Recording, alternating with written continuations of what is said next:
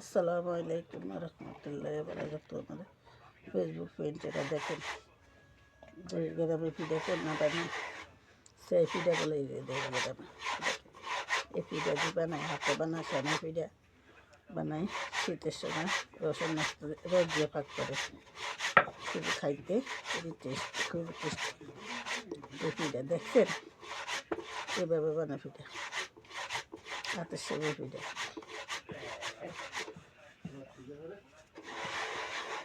যেটা দেখেন আপনার আমার ইচ্ছা করলে বানাই, ঘরের পিঠা ঘরে তৈরি করে খাইতে পারেন। প্রথম কাই কাটতে পানি দিয়ে এরপরে পিঠা হাতে, আগে তো দেশ গ্রামে বেশিরভাগই ঈদের সময় এই পিঠে চলতো, নাই রিয়াইতো ভিজা নাই তো দেশ গ্রামে এই পিঠা এখনও না সেমাই তৈরি করে। বেশিরভাগ 15 কেজি 20 কেজি 30 কেজি চালের পিঠা বানাইতেই পারে। এটা সর্ষের পিঠা বানাইছি, এখন তো বানাই না, অনেক চল নাই ফোলা পানি সব করে খাওয়ার লাগে। নানার তাইলে রস লেগে পাক করুন যায়, রস দিয়ে দেখেন।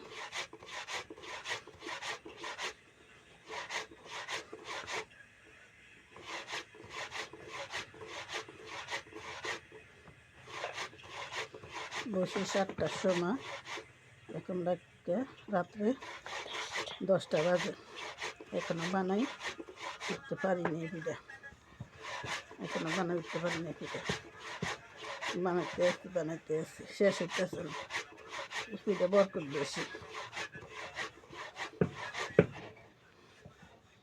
সে সাক্ষী দেখছেন কতটি বানাইছি পিঠা, ব্যক্তি পিঠা বানাইছে আরও আছে, দেখছেন কতটি মেলা পিঠা হয়েছে, মেলা পিঠা বানালাম।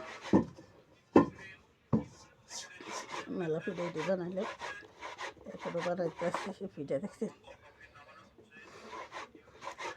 ফেসবুক পেজটা যেখান থেকে দেখবেন সবাই লাইক কমেন্ট শেয়ার করে পাশে থাকবেন।